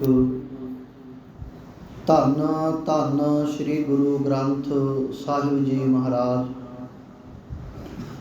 ਤਿੰਨਾਂ ਦੀ ਪਾਵਨ ਪਵਿੱਤਰ ਮੁਕੱਦਸ ਗੋਦ ਦੇ ਵਿੱਚ ਸੁਭਾਏਮਾਨ ਗੁਰੂ ਪਿਆਰੇ ਖਾਲਸਾ ਸਾਧ ਸੰਗਤ ਜੀਓ, ਵਡਭਾਗੇ ਹਾਂ ਸਤਿਗੁਰੂ ਧੰਨ ਸ੍ਰੀ ਗੁਰੂ ਗ੍ਰੰਥ ਸਾਹਿਬ ਮਹਾਰਾਜ ਜੀ ਦੀ ਹਜ਼ੂਰੀ ਦੇ ਵਿੱਚ ਬੈਠ ਕੇ ਆਪਣੇ ਸਵਾਸਾਂ ਨੂੰ ਗੁਰਬਾਣੀ ਦੇ ਨਾਲ ਜੋੜ ਕੇ ਸਫਲਾ ਕਰ ਰਹੇ ਹਾਂ। ਆਓ ਹੁਕਮ ਦੀ ਵਿਚਾਰ ਆਰੰਭ ਕਰਨ ਤੋਂ ਪਹਿਲਾਂ ਗੁਰੂ ਬਖਸ਼ੀ ਫਤਿਹ ਨਾਲ ਹਾਜ਼ਰੀ ਲਵਾਓ ਜੀ। ਅਸੀਸ ਬਖਸ਼ੋ, ਕੋਈ ਵੀ ਰਸਨਾ ਵਾਂਝੀ ਨਾ ਰਵੇ। ਵਾਹਿਗੁਰੂ ਜੀ ਕਾ ਖਾਲਸਾ, ਵਾਹਿਗੁਰੂ ਜੀ ਕੀ ਫਤਿਹ। ਅੱਜ ਦਾ ਮੁਬਾਰਕ ਹੁਕਮ ਰਾਮਕਲੀ ਰਾਗ ਦੇ ਵਿੱਚ ਧੰਨ ਸ੍ਰੀ ਗੁਰੂ ਅਰਜਨ ਸਾਹਿਬ ਜੀ ਦੇ ਮੁਖਾਰ ਬਿੰਦੂ ਤੋਂ ਉਚਾਰਨ ਹੋਇਆ। ਰੁੱਤੀ ਸਰਲੇਖ ਦੇ ਹੇਠ ਸ਼ਬਦਾਂ ਦੀ ਚਾਲ ਦੇ ਵਿੱਚ ਨਾਲ ਸ਼ਲੋਕਾਂ ਦੇ ਰਲਾ ਕੇ ਲਿਖਿਆ ਹੋਇਆ ਦਰਜ ਹੈ। 927 ਪਾਵਨ ਅੰਗ ਉੱਪਰ ਸਤਿਗੁਰੂ ਪਾਤਸ਼ਾਹ ਜੀ ਇਸ ਅੱਜ ਪਾਵਨ ਹੁਕਮ ਦੇ ਵਿੱਚ ਮਨੁੱਖਤਾ ਦੇ ਉੱਤੇ ਬਖਸ਼ਿਸ਼ ਕਰਦੇ ਹੋਏ ਅਕਾਲ ਪੁਰਖ ਪਰਮਾਤਮਾ ਜੀ ਦਾ ਇਹ ਬੋਲ, ਇਹ ਬਚਨ ਹੈ ਜਿਹੜਾ ਮਨੁੱਖਤਾ ਦੀ ਝੋਲੀ ਦੇ ਵਿੱਚ ਪਾ ਰਹੇ ਨੇ। ਰਾਮਕਲੀ ਮਹੱਲਾ ਪੰਜਵਾਂ, ਰੁੱਤੀ ਸ਼ਲੋਕ। ਇੱਕ ਓੰਕਾਰ ਸਤਿਗੁਰ ਪ੍ਰਸਾਦ। ਰਾਗ ਰਾਮਕਲੀ ਹੈ। ਪੰਚਮ ਪਾਤਸ਼ਾਹ ਜੀ ਦੇ ਮੁਖਾਰ ਬਿੰਦ ਤੋਂ ਉਚਾਰਨ ਹੋਇਆ ਇਹ ਪਾਵਨ ਸ਼ਬਦ। ਰੁੱਤੀ ਸ਼ਲੋਕ। ਅਕਾਲ ਪੁਰਖ ਪਰਮਾਤਮਾ ਇੱਕ ਹੈ, ਸਰਬ ਵਿਆਪਕ ਹੈ ਤੇ ਸਤਿਗੁਰੂ ਗੁਰੂ ਗਿਆਨ ਦੀ ਕਿਰਪਾ ਦੇ ਦੁਆਰਾ ਹੀ ਇਹ ਪਰਮਾਤਮਾ ਪ੍ਰਾਪਤ ਹੁੰਦਾ ਹੈ। ਸਤਿਗੁਰੂ ਕਹਿੰਦੇ, ਕਰ ਬੰਧਨ ਪ੍ਰਭ ਪਾਰ ਬ੍ਰਹਮ, ਬਾਂਛੋਂ ਸਾਧਾਂ ਧੂੜ। ਕਹਿੰਦੇ ਹੇ ਅਕਾਲ ਪੁਰਖ ਪਰਮਾਤਮਾ ਜੀਓ, ਸਭਨਾ ਘਟਾਂ ਦੇ ਅੰਦਰ ਦੀ ਜਾਣਨ ਵਾਲੇ ਦਾਤਾ ਜੀਓ, ਤੈਨੂੰ ਮੈਂ ਬੰਦਨਾ ਕਰਦਾ ਹਾਂ, ਨਮਸਕਾਰ ਕਰਦਾ ਹਾਂ। ਬਾਂਛੋਂ ਭਾਵ ਕਿ ਮੈਂ ਮੰਗਦਾ ਹਾਂ, ਸਾਧਾਂ ਧੂਰ ਜਿਹੜੇ ਤੇਰੀ ਪਿਆਰੀ ਸਤ ਸੰਗਤ ਦੇ ਵਿੱਚ ਬੈਠਣ ਵਾਲੇ ਸਤ ਸੰਗੀ ਜਨ ਨੇ, ਉਹਨਾਂ ਦੇ ਵਿੱਚ ਮੈਨੂੰ ਵੀ ਬੈਠਣ ਦਾ ਬਲ ਮਿਲ ਜਾਵੇ। ਤੂੰ ਕਿਰਪਾ ਕਰ ਦਾਤਾ ਜੀ, ਬਖਸ਼ਿਸ਼ ਕਰ ਕਿ ਤੇਰੀ ਸੰਗਤ ਦੇ ਵਿੱਚ ਬੈਠ ਕੇ ਮੈਂ ਵੀ ਤੈਨੂੰ ਧਿਆ ਸਕਾਂ, ਤੈਨੂੰ ਨਮਸਕਾਰ ਕਰ ਸਕਾਂ, ਤੇਰੀ ਵਡਿਆਈ ਗਾ ਸਕਾਂ, ਤੇਰੇ ਗੁਣਾਂ ਨੂੰ ਉਚਾਰ ਸਕਾਂ। ਆਪ ਨਿਵਾਰ ਹਰ ਹਰ ਭਜੋਂ, ਨਾਨਕ ਪ੍ਰਭ ਭਰਪੂਰ। ਕਹਿੰਦੇ ਹੇ ਨਾਨਕ, ਆਪਣੇ ਵਿੱਚੋਂ ਆਪੇ ਨੂੰ, ਮੈਂ ਨੂੰ ਮਾਰ ਕੇ ਨਿਵਾਰ ਦਾ ਅਰਥ ਹੈ ਖਤਮ ਕਰਕੇ। ਕਹਿੰਦੇ ਮਾਰ ਕੇ ਦੂਰ ਕਰਕੇ ਮੈਂ ਉਸ ਅਕਾਲ ਪੁਰਖ ਪਰਮਾਤਮਾ ਜੀ ਨੂੰ ਆਪਣੇ ਅੰਦਰ ਧਿਆ ਸਕਾਂ, ਜਪ ਸਕਾਂ। ਹਰ ਦਾ ਅਰਥ ਹੈ ਉਹ ਅਕਾਲ ਪੁਰਖ ਪਰਮਾਤਮਾ ਜੋ ਸਾਡੇ ਵਿੱਚੋਂ ਔਗਣਾਂ ਨੂੰ ਚੁਰਾ ਕੇ ਗੁਣਾਂ ਨੂੰ ਬਖਸ਼ਿਸ਼ ਕਰਦਾ ਹੈ। ਹਰ ਦਾ ਅਰਥ ਚੋਰ ਵੀ ਵਿਦਵਾਨਾਂ ਨੇ ਕਰਿਆ ਹੈ ਵੀ ਹਰ ਦਾ ਅਰਥ ਹੈ ਚੋਰ। ਪਰ ਇੱਕ ਚੋਰ ਐਸਾ ਜਿਹੜਾ ਸਾਡੇ ਵਿੱਚੋਂ ਸਾਡੇ ਔਗਣ ਕੱਢ ਲੈਂਦਾ, ਸਾਨੂੰ ਪਤਾ ਨਹੀਂ ਲੱਗਦਾ ਵੀ ਕੌਣ ਲੈ ਗਿਆ, ਉਹ ਔਗਣ ਕਿੱਧਰ ਗਏ। ਤੇ ਉਹ ਅਕਾਲ ਪੁਰਖ ਪਰਮਾਤਮਾ ਐਡਾ ਬਖਸ਼ਿਸ਼ਾਂ ਦਾ ਮਾਲਕ ਹੈ, ਇੰਨਾ ਸਚਿਆਰਾ ਚੰਗਾ ਚੋਰ ਹੈ ਕਿ ਉਹ ਔਗਣਾਂ ਨੂੰ ਚੁਰਾ ਕੇ ਸਾਡੇ ਵਿੱਚ ਗੁਣ ਬਖਸ਼ਿਸ਼ ਕਰ ਦਿੰਦਾ। ਨਹੀਂ, ਦੁਨੀਆ 'ਤੇ ਚੋਰ ਬਹੁਤ ਤਰ੍ਹਾਂ ਦੇ ਨੇ ਵੀ ਜਿਹੜੇ ਕੋਈ ਚੀਜ਼ ਚੁਰਾ ਤਾਂ ਲੈਂਦੇ ਨੇ ਪਰ ਦਿੰਦੇ ਨਹੀਂ ਵਾਪਸ। ਕੋਈ ਚੀਜ਼ ਨੂੰ ਚੁਰਾ ਕੇ ਉਹਦੇ ਬਦਲੇ ਕੋਈ ਹੋਰ ਚੀਜ਼ ਛੱਡ ਕੇ ਨਹੀਂ ਜਾਂਦੇ ਆਪਣੇ ਕੋਲੋਂ। ਪਰ ਅਕਾਲ ਪੁਰਖ ਪਰਮਾਤਮਾ ਐਡਾ ਦਿਆਲੂ ਹੈ, ਕਿਰਪਾਲੂ ਹੈ ਕਿ ਮਨੁੱਖ ਦੇ ਅੰਦਰੋਂ ਔਗਣ ਚੁਰਾ ਲੈਂਦਾ ਹੈ, ਕਿਉਂਕਿ ਉਹਦੀ ਅਪਾਰ ਕਿਰਪਾ ਹੈ, ਬਖਸ਼ਿਸ਼ ਹੈ। ਇਤਿਹਾਸ ਦੇ ਵਿੱਚ ਇੱਕ ਜ਼ਿਕਰ ਆਉਂਦਾ, ਪਹਿਲਾ ਨਾਮ ਹੈ ਲਛਮਣ ਦਾਸ ਜਾਂ ਮਾਧੋ ਦਾਸ ਵੀ ਕਿਹਾ ਗਿਆ।